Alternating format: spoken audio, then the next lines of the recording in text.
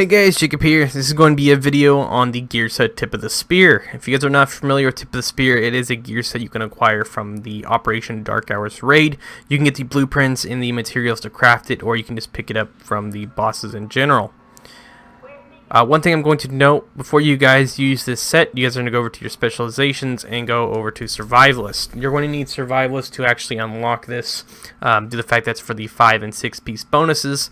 I highly recommend speccing into assault rifle damage to get that 15% increased assault rifle damage, because you're most likely going to be using a P416, an Eagle Bear, or something like an AK.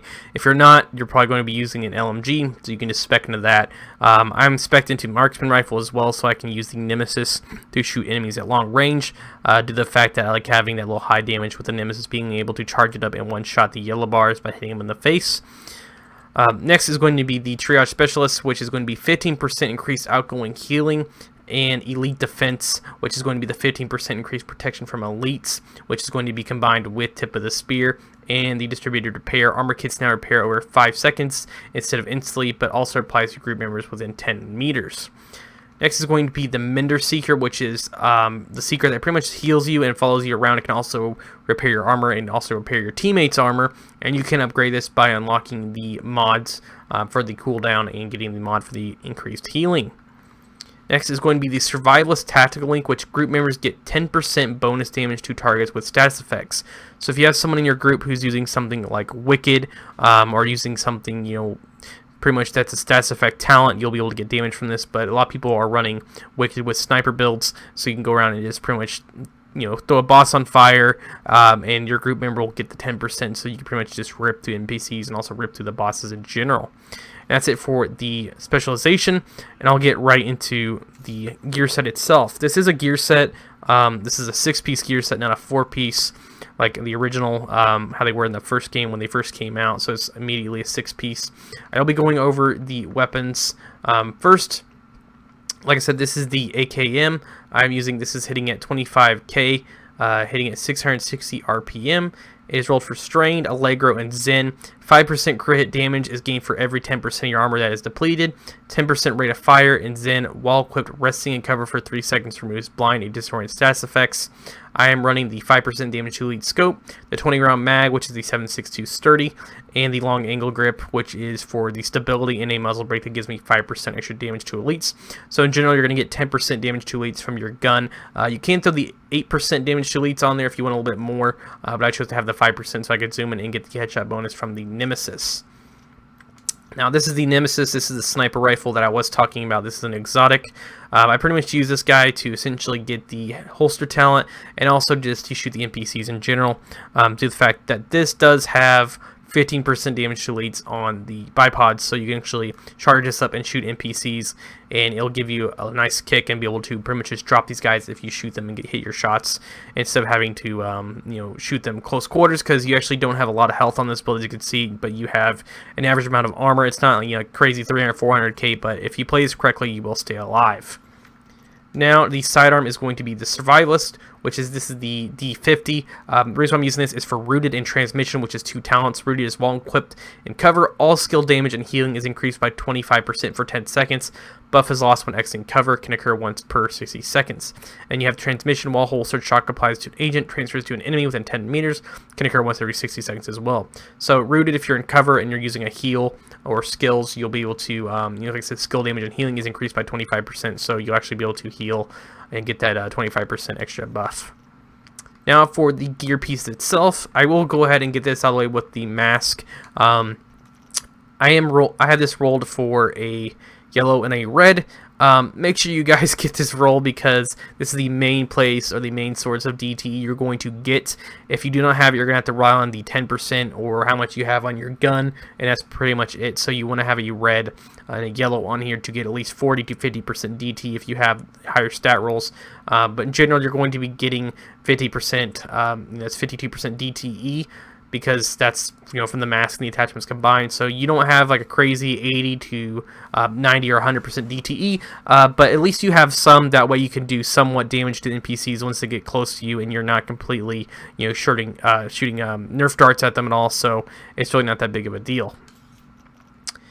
Now for the chest piece, this is rolled for weapon damage, armor, and skill power. I do have an offensive mod on here, and I have a utility systems for the hive and the chem launcher and the skill power, and 5% weapon damage and 0.5%. I will be changing that mod a little bit later due to the fact I got a new one, but that's just currently what's on there at the moment.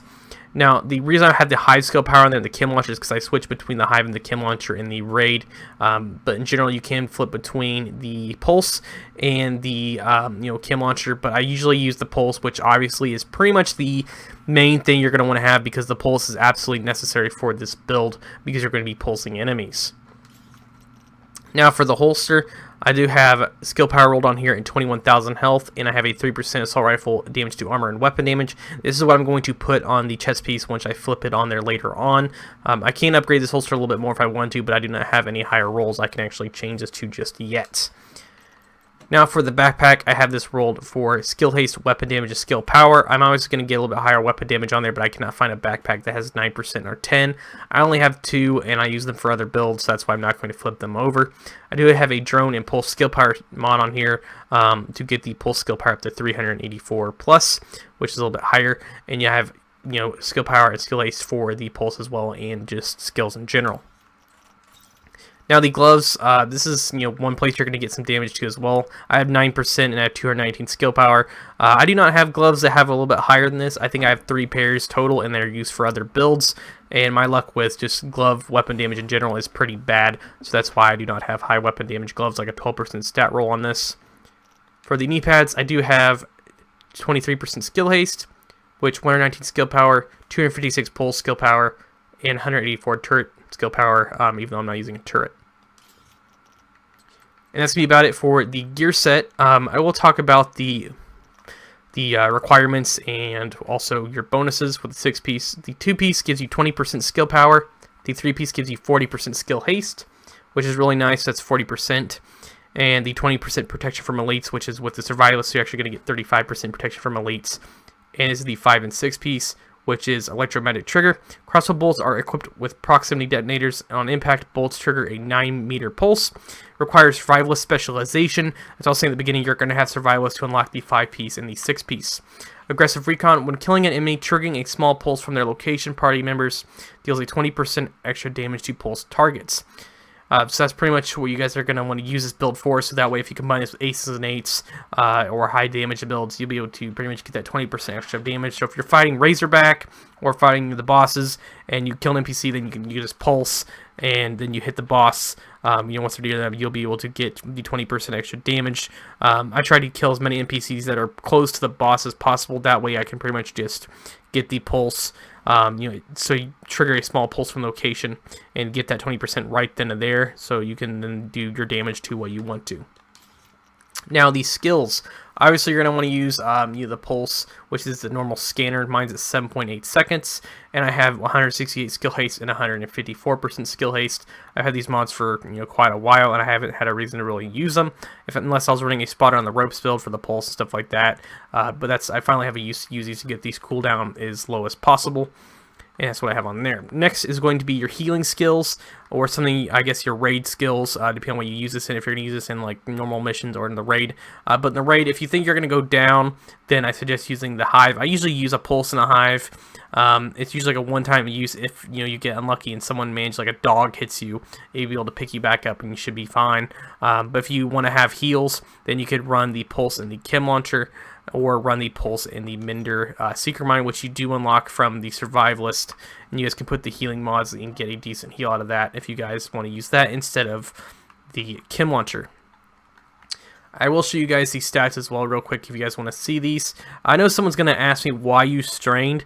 It's to the fact that I don't have the talent Optimist or the talent Ranger unlocked. If I got rid of one of my reds, then I could probably unlock Optimist because it's 5 or less if I really wanted to, but I'm not sure if I really want to sacrifice one of my stats for that, or one of my one of the reds. So I could do that. If you guys really want to, you could run pretty much, if you want to run Optimist, you could, and just drop it down a little bit.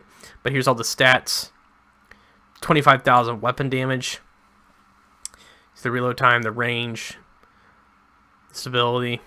And you guys can see the damage to elites, which is 52% DTE, because that's from the mask and your attachments in general. And as you guys go down here all the way down to skill haste, you'll see you have 88% skill haste. And that's pretty much going to be about it for the build. One thing as well I recommend is make sure you guys, have the, before you run this, make sure you have that mask that has the DT, like I said, and have all your correct rolls. Just keep going to the raid until you get the rolls you really want, because this build is actually really nice if you can combine this with people using aces or some kind of high damage, DPS build or some kind of sniper build to essentially just rip through the bosses and get through fast as you can as possible. And you can use this pretty much on Razorback. It's a great build to use due to the fact that you can actually get so much damage for your team. This is not a run up to the enemy, shoot them in the face build. This is, you kind of have to move around and use cover. That's why I have the Nemesis to be able to snipe some NPCs. When you do get to Buddy and Lucy, I do not recommend using this on Buddy and Lucy due to the fact that there's nothing else to really shoot. So if you guys do use it on Buddy Lucy, I guess, but I do not. I usually flip to a DPS build, and we just burn her with, or burn them with aces and eights and using pure DPS. So you can use this on Boomer, you can use it on Weasel, and you could use this on Razorback. But if you guys use this on Buddy and Lucy, I'm not really sure how you're doing it. If you do it, then I guess if you have it on, you have it on. If you don't want to take it off. But that's really going to be about it, guys, for the video. That's just me showing how I have these Tip of the Spear builds set up and how I use it. As always, I'll catch you guys in the next one, and make sure you guys subscribe for more Division 2 content.